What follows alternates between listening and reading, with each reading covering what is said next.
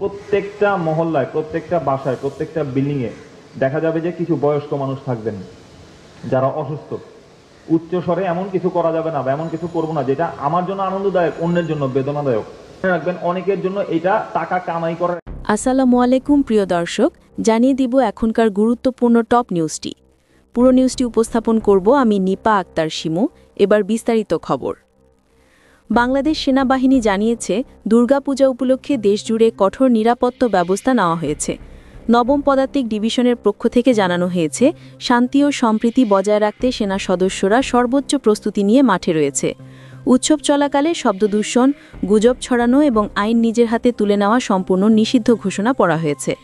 সেনা কর্মকর্তারা স্পষ্টভাবে বলেছেন, এমন কোনো কিছু করা যাবে না যা নিজের জন্য আনন্দদায়ক হলেও অন্যের জন্য কষ্টের কারণ হয়। বিশেষ করে পূজা মণ্ডপে উচ্চস্বরে সাউন্ড সিস্টেম ব্যবহার সীমিত রাখার আহ্বান জানানো হয়েছে। অসুস্থ এবং বয়স্ক মানুষদের কথা ভেবে সবার কাছে অনুরোধ করা হয়েছে যেন তারা সহনশীলতা ও সহমর্মিতা প্রদর্শন করেন। এছাড়াও নামাজের সময় গান বাজনা বন্ধ রাখার নির্দেশ দেওয়া হয়েছে, যাতে ধর্মীয় সম্প্রীতি অক্ষুণ্ণ থাকে। গুজব ছড়িয়ে অশান্তি সৃষ্টি করার চেষ্টা করলে তার বিরুদ্ধে কঠোর ব্যবস্থা নেওয়ার হুঁশিয়ারি দেওয়া হয়েছে। সেনাবাহিনী জানিয়েছে, কিছু স্বার্থান্বেষী মহল চটকদার কথা বলে বা ভাইরাল হবার চেষ্টা করে টাকা উপার্জনের ফন্দি আটতে পারে। কিন্তু জনগণকে এসব ষড়যন্ত্র থেকে দূরে থাকার আহ্বান জানানো হয়েছে। এছাড়া জনগণকে সতর্ক করে বলা হয়েছে, কেউ যেন আইন নিজের হাতে তুলে না নেয়। সন্দেহজনক কিছু চোখে পড়লে তাৎক্ষণিকভাবে পুলিশ, র্যাব বা সেনাবাহিনীর হাতে তুলে দেওয়ার নির্দেশ দেওয়া হয়েছে। নবম পদাতিক ডিভিশনের পক্ষ থেকে জানানো হয়েছে, প্রয়োজনে সেনাবাহিনী পূর্ণ ম্যাজিস্ট্রেসি ক্ষমতা প্রয়োগ করে যে কোনো বিশৃঙ্খলা কঠোরভাবে দমন করবে।